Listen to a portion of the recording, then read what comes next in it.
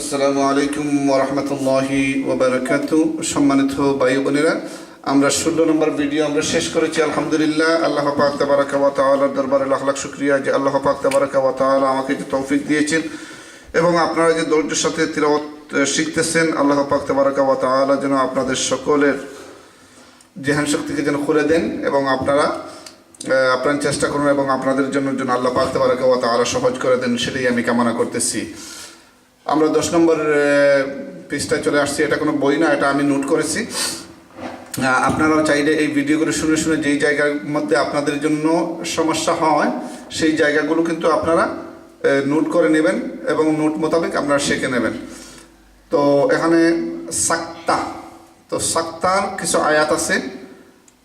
সাক্তার আয়াতে কি করতে হয় সেই জিনিসটাই আমি আপনাদেরকে বলবো। সাক্তার আয়াত কিভাবে পড়তে হয়। সাক্তা আর সারা কোরআন মজিদের মধ্যে আমরা 4টি স্থানের মধ্যে পাবো। কোরআন মজিদের 4টি জায়গায় সাক্তার আয়াত পাওয়া যায়। এই সাক্তার আয়াতে শ্বাস ধরে রাখা আর আওয়াজ বন্ধ করার নামটাই হচ্ছে সাক্তা। তো আমরা অনেকে জানি না কোরআন মজিদের সাক্তা যে আছে। আচ্ছা, প্রথম নম্বর হচ্ছে আমাদের সূরা কাফের মধ্যে একটা পাবো, সূরাতুল ইয়াসিনের মধ্যে আছে, সূরাতুল কিয়ামা এবং সূরাতুল মুতাফফিফিন। তো এই 4টি জায়গার মধ্যে আমরা পাবো। যেমন এখানে হচ্ছে সূরাতুল কাফের মধ্যে হচ্ছে আইওয়াজান, এরপরে কি কাইয়িমা। তো এখানে আমাদেরকে কিভাবে করতে হবে আমি জিনিসটা আপনাদেরকে একটু দেখিয়ে দিচ্ছি। হ্যাঁ, আমার ভিডিওর দিকে আপনারা একটু লক্ষ্য করুন, আমার মুখের দিকে। এই বারটা হচ্ছে আইওয়াজান। তো এখানে দুইভাবে, একটা হচ্ছে আইওয়াজান কাইয়িমা। তো এরকম যেমন কেউ বাইরে কোনো জিনিস একটা আওয়াজ করতেছে, আমরা শোনার জন্য অনেক সময় আমরা লোকদেরকে বলি এই দাঁড়াও। এরকম যখন আমাদের আওয়াজটা বন্ধ হয়ে যায়, শ্বাসটাও আমরা বন্ধ করে নেই। হ্যাঁ, আমরা শ্বাসটা কিন্তু ভিতরে বাইরে নেই না। তো আইওয়াজান কাইয়িমা, অথবা আপনি এখানে ইখফা করার পরে বেশিরভাগ উলামারা তারা বলতেছেন কুররাজা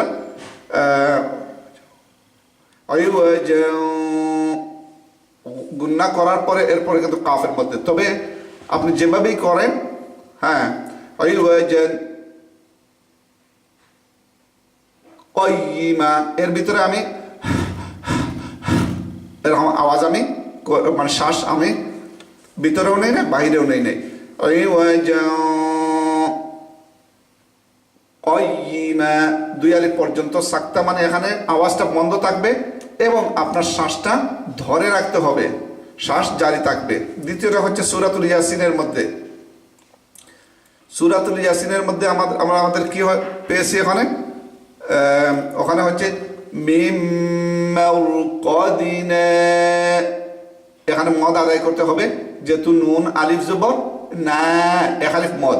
তো না বলার পরে আওয়াজটা আপনার বন্ধ হয়ে যাবে এরকম মিম মারকাদিনা। তবে না হামজার আওয়াজটা নিয়ে আসবেন না, এখানে শুধুমাত্র মিম মারকাদিনা। هذا ما وعد الرحمن وصدق المرسلون।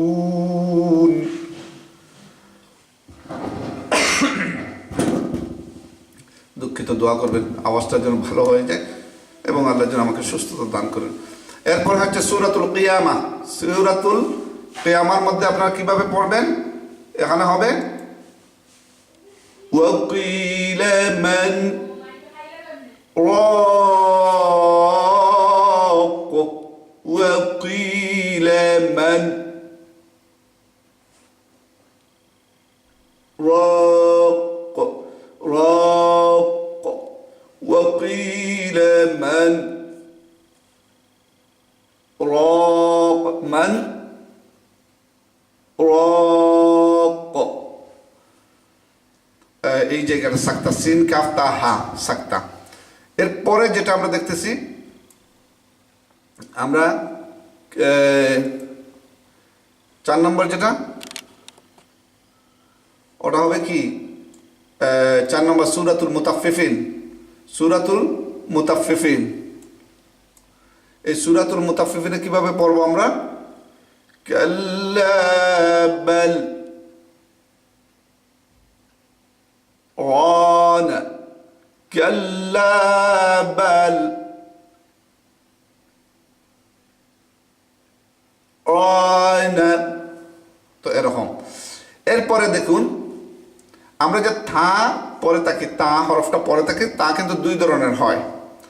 একটা হচ্ছে গুলতা আর একটা হচ্ছে লম্বা তা। তো লম্বা তা এবং গুলতার মধ্যে পার্থক্যটা হচ্ছে যখন লম্বা তা পড়বেন তার উপরে থামলেই তাকে তার আওয়াজ দিতে হবে, এবং যদি থামেন তারপরেও সে কিন্তু তাকে তাই বলতে হবে। বুঝতে পারছেন? কিন্তু এই যে গোল যেটা দেখতে পাচ্ছেন আপনারা, রাউন্ড তা যেটাকে বলা হয়, এখানে কিন্তু আপনাদেরকে কি করতে হবে? এটাকে হা বলতে হবে যখন দাঁড়াবেন। থামলে হা, না থামলে তা। আমি এখানে কিছু উদাহরণ নিয়ে আসছি, আপনারা দেখুন। হ্যাঁ, যেমন আল কারিআ, আল, এখানে কি হচ্ছে? আল কারিআ, আল কারিআ। সো এই জায়গায় যদি থামেন তাহলে কি হবে? আল কারিআ, আল কারিআ।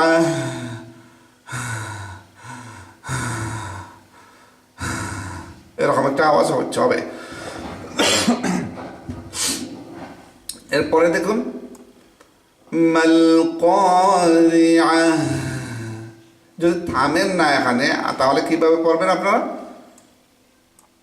আল কারিআতু মাল কারিআ, আল কারিআতু মাল কারিআ, আল কারিআতু মাল কারিআ।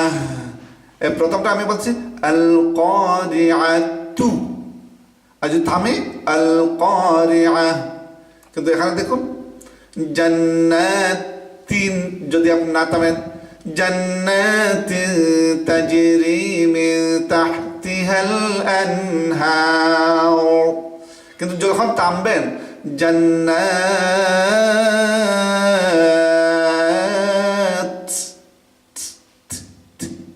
এরকম সামান্য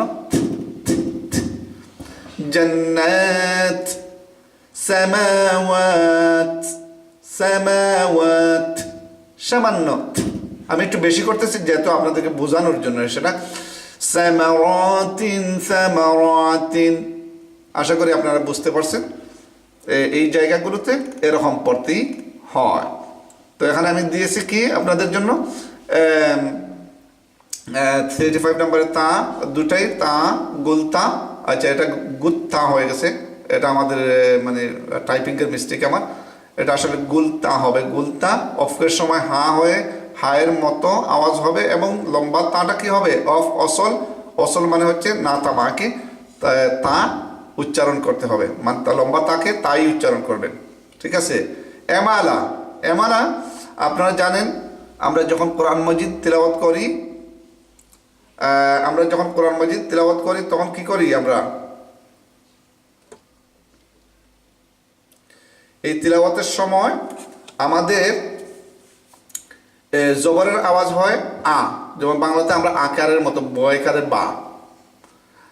যদি জের হয় মানে রস্যইকার হয়ে যাবে বি, বা, বি, বু। এই তিনটা আওয়াজ এ কখনো হয় না, এর আওয়াজটা হয় না। কিন্তু আমালা কোরআন মাজিদে একটা আয়াত আছে যেটা সূরাতুল হুদের 41 নম্বর আয়াত। 41 নম্বর আয়াতের একটি জায়গায় আমালা বাংলাতে রয় একারের রে এই এর মতো করতে হবে, মানে একার যেটাকে বলা হয়, এই একার বা একার, আমি জানি না, একার আমার মনে হয় যেটাকে বলা হয়, এই একারের মতো উচ্চারণ করতে হয়, এ বলতে হবে।